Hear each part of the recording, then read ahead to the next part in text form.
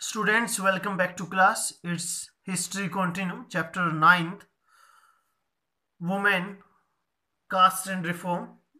Here we will discuss about who could enter temple. मंदिर के अंदर कौन लोग जा सकते थे. B.R. अम्बेडकर के बारे में यहाँ बताया गया है. He was born into a Mahar family. और जब वो बच्चे थे चाइल्डहुड में, when he was a child, he experienced a lot of discrimination. वो सारी की सारी चीज़ें उन्होंने फेस की हैं. He was force to sit outside the classroom on the ground. कक्षा के बाहर उन्हें जो है बैठा दिया गया था. And he was not allowed to drink water from taps that upper caste children used. यानी बड़ी जाति के लोग या सवर्ण जाति के लोगों के या बच्चे जो हैं जिस टैप को या पानी की टूटियों को यूज करते थे वहां से उन्हें पानी नहीं पीने दिया जाता था. ऐसा उन्होंने एक्सपीरियंस किया था जो हमें यहाँ बताया जा रहा है. As he had mentioned, after finishing school, he got a fellowship to go to the US for higher studies. तो higher studies के लिए उन्हें अमेरिका जाने का अवसर मिला, वहाँ गए. और 1919 में जब वो इंडिया में वापस आए, कॉन्टेम्प्रेरी सोसाइटी से उन्हें जो है एक प्रकार से लिखने का मौका मिला. उन्होंने उसके ऊपर लिखा भी है. कॉन्टेम्प्रेरी मतलब जो उस समय की समकालीन उस टाइम की जो चीजें थी उनके ऊपर उन्होंने कास्ट सिस्टम या के ऊपर जो है मेनली लिखने का काम उन्होंने किया है. And he started temple entry movement. Temple entry जो मूवमेंट है 1927 में B.R. अम्बेडकर के द्वारा जो है स्टार्ट किया गया था. और इसमें आगे मेंशन किया है in which his Mahar caste follower participated. Brahman priests were outraged when the Dalits used water from the temple tank. इसमें जो मेंशन इसमें बताया गया है कि जो ब्राह्मण या पंडित हैं वो काफी आग बबूला हो गए थे जब दलितों ने मंदिर में पानी को यूज किया था या टेम्पल टैंक से पानी को लिया गया है. अंबेडकर ने 3 मूवमेंट जो है चलाए हैं ये 1927 से 35 के बीच में. स्टूडेंट्स, जो चीजें हमें पढ़ाई जा रही हैं, जो हमें सिखाई जा रही हैं, most of the time there are question mark. क्या सोसाइटी में रियलिटी में ऐसा एग्जिस्ट किया होगा? बट समटाइम्स इट हैपन और समटाइम हो सकता है कि कुछ एक्सेप्शनल केसेस भी हमें देखने को मिल सकते हैं. फिर भी जो एनसीईआरटी ने हमें बताया है उसी को हमें स्टडी करना होता है.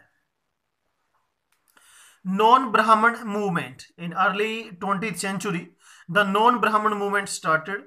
The initiative comes from those non-Brahman caste that had acquired access to education, wealth and influence.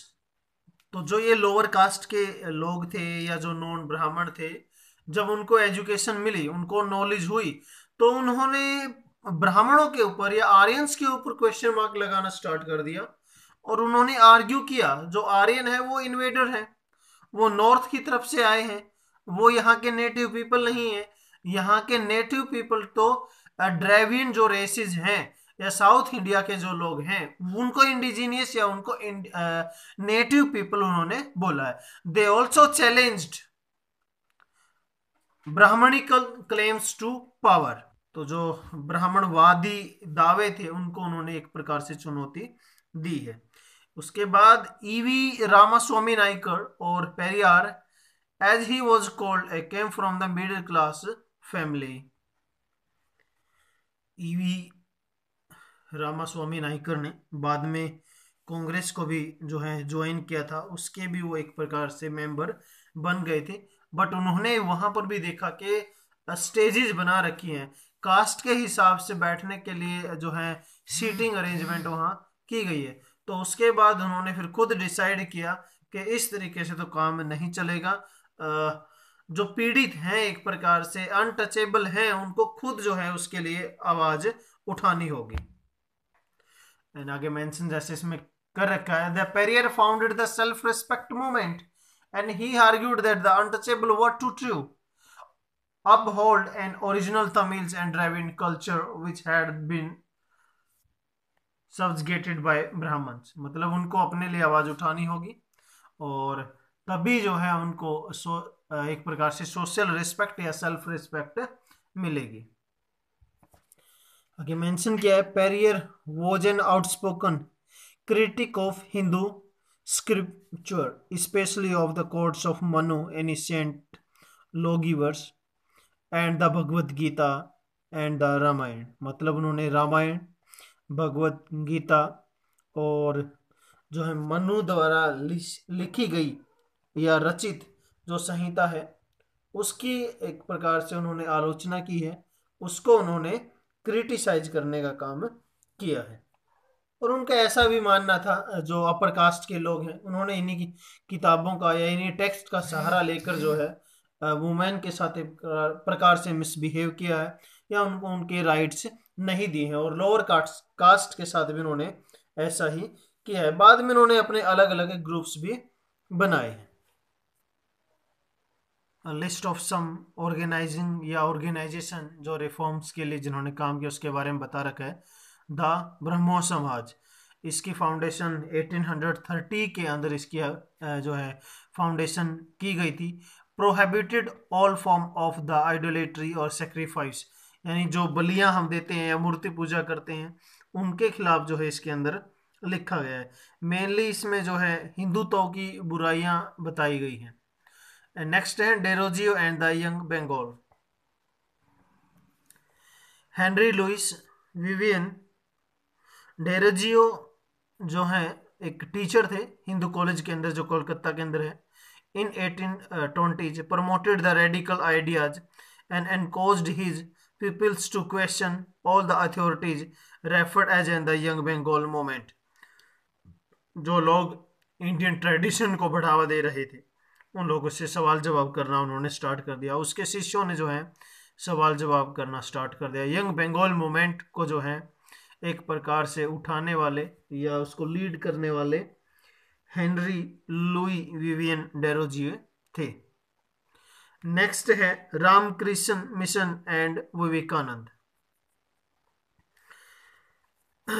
Ramakrishna mission का जो नाम है स्वामी विवेकानंद के गुरु रहे हैं, गुरु श्री रामकृष्ण परमहंस के नाम पर रखा गया था। इसमें सोशल सर्विस से रिलेटेड ही जो है इसके अंदर उसका एम बनाया गया था। नेक्स्ट है प्रार्थना समाज। The foundation of Prarthana Samaj और it was established in the 1867 at Bombay.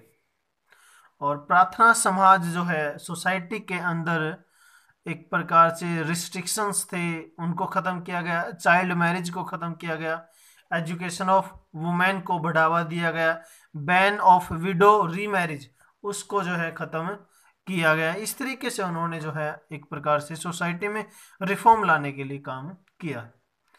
वेद समाज या वेदा समाज establish in Madras Chennai 1864। The Veda Samaj was inspired by the Brahmo Samaj and worked to abolish the caste discrimination जो था उसको ख़त्म करना, प्रमोट द विडो रीमैरिज, इन कुछ चीज़ों के लिए उन्होंने काम किया है। नेक्स्ट है अलीगढ़ मूवमेंट।